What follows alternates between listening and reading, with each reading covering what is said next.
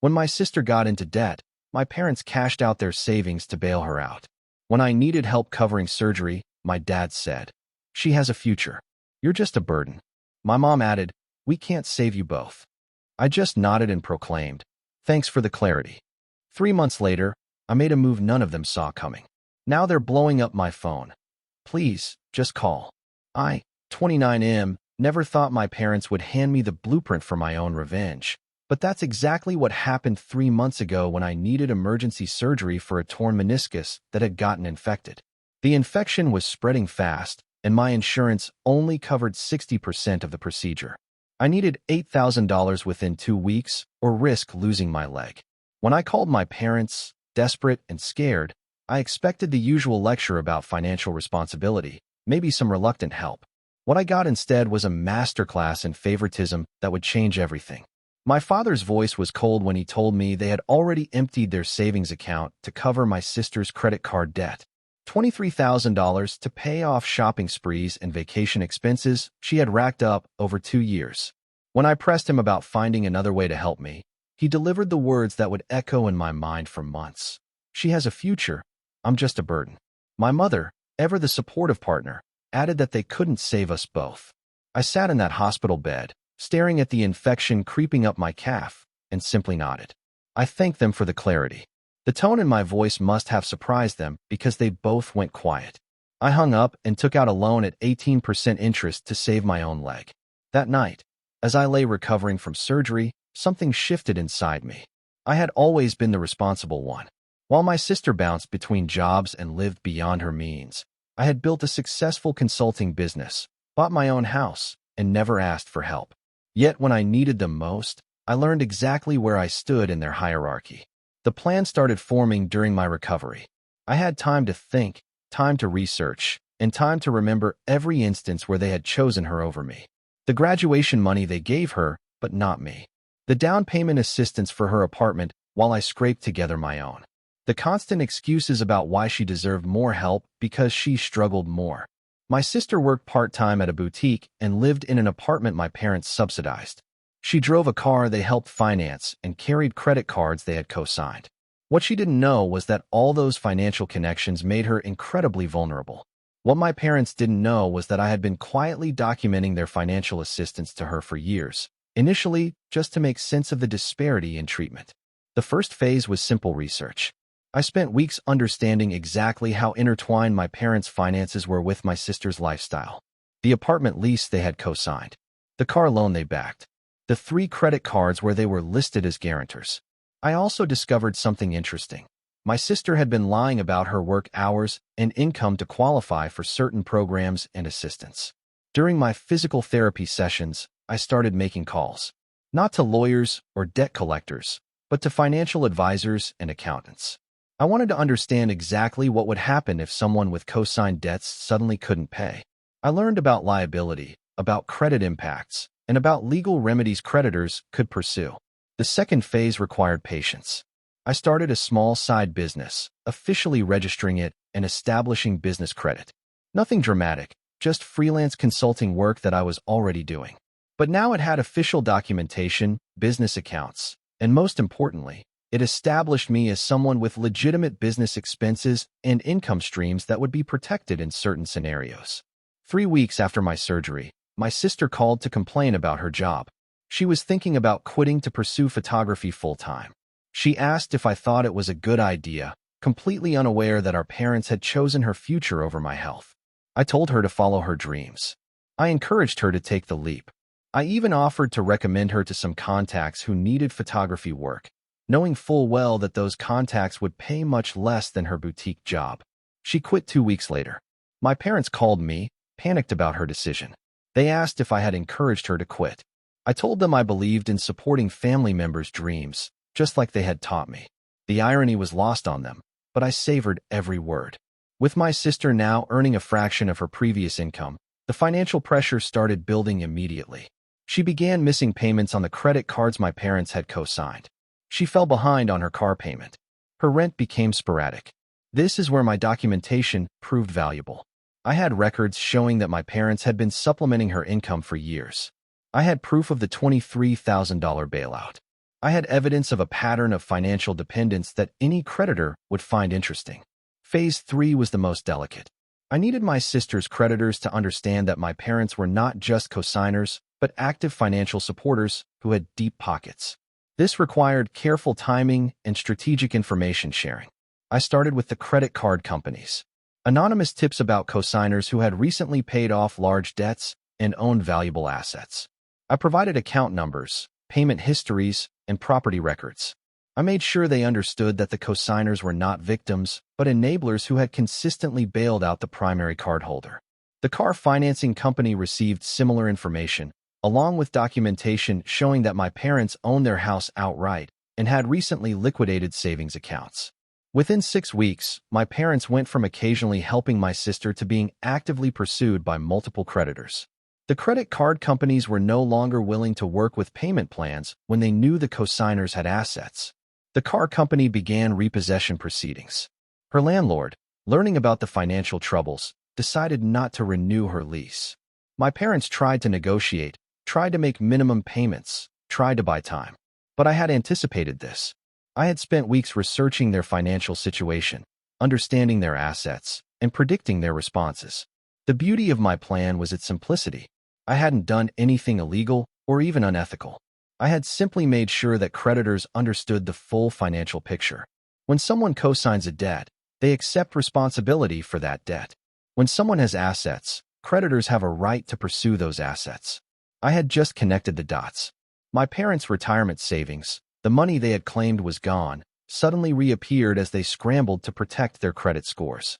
They liquidated investments, borrowed against their house, and emptied secondary accounts I didn't even know existed. As their financial pressure mounted, I remained supportive but distant. When they called asking for advice, I listened sympathetically and suggested they speak with financial counselors. When they hinted about needing help, I mentioned my own ongoing medical expenses and business investments. I never directly refused to help, but I made it clear that I was focused on building my own future. The turning point came when my sister's photography business failed completely. She had been living in a fantasy, believing that artistic passion could replace business acumen and consistent income. With no stable employment and mounting debts, she moved back in with our parents. Suddenly, my parents weren't just dealing with their own financial crisis. They had a 30-year-old daughter with no job, no apartment, and creditors calling daily. Their house, once a peaceful retirement sanctuary, became a pressure cooker of financial stress and family tension. This is when they started reaching out to me more frequently, not with the dismissive tone they had used during my medical crisis, but with genuine desperation.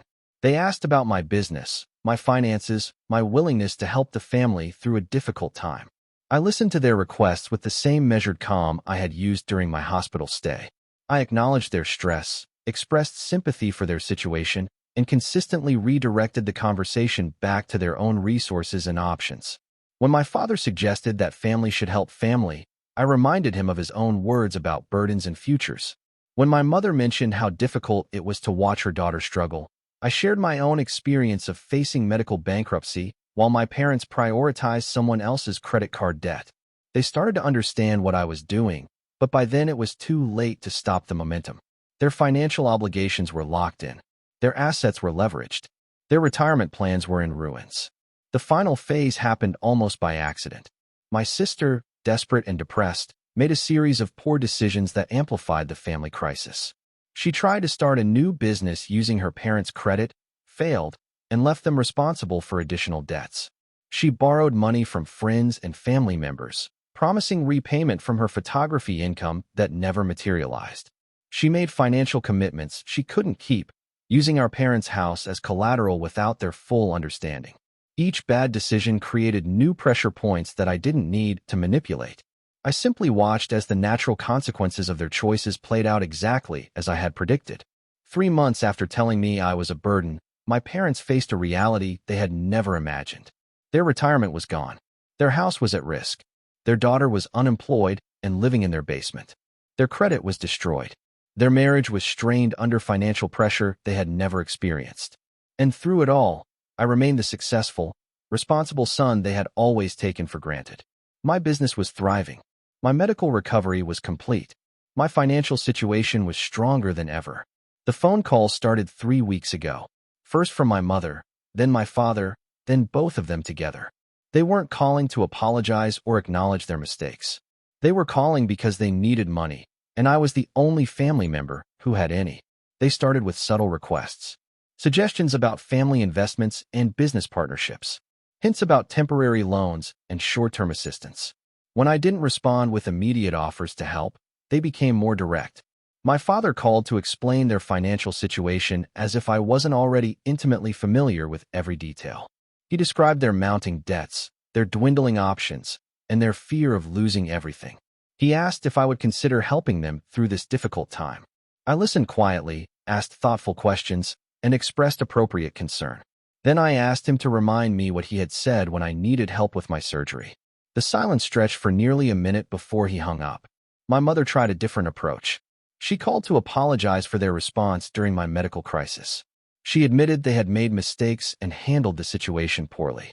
She asked if I could find it in my heart to help them despite their past behavior.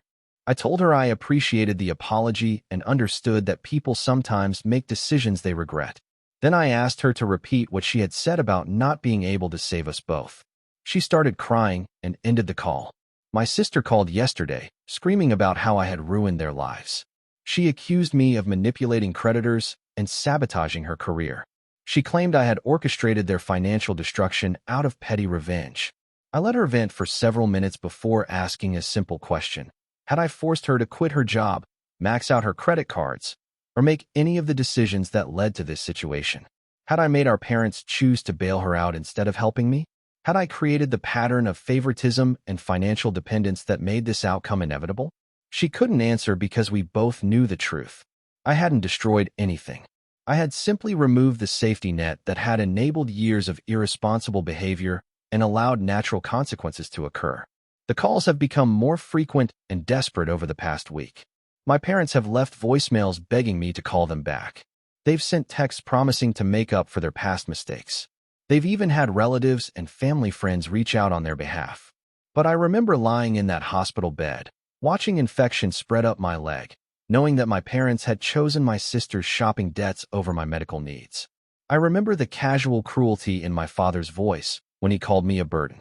I remember my mother's dismissive tone when she said they couldn't save us both. They're learning what I learned 3 months ago, that family love is conditional, that support has limits, and that sometimes the people who claim to care about you will abandon you when it's convenient. The difference is that I learned this lesson while facing a life-threatening medical crisis they could have helped prevent. They're learning it while facing financial consequences they created through years of poor decisions and favoritism. I'm not angry anymore. I'm not hurt or bitter or seeking revenge. I'm simply applying the same standards and priorities they demonstrated when I needed them most. They taught me that some family members are burdens while others have futures. They showed me that resources are limited and choices must be made. They demonstrated that difficult situations require hard decisions about who deserves help and who doesn't. I'm grateful for these lessons. They've helped me understand exactly how to respond to their current crisis. My phone is ringing again. The caller ID shows my mother's number. I let it go to voicemail, just like I have for the past several days. I'll listen to the message later, after I finish reviewing the quarterly reports for my expanding business. Because while they're dealing with the consequences of their choices, I'm building the future they once dismissed as worthless. And I'm doing it without their help, just like they taught me I would have to. The clarity they provided 3 months ago continues to guide every decision I make, including the decision not to answer their calls. Some lessons, once learned, change everything.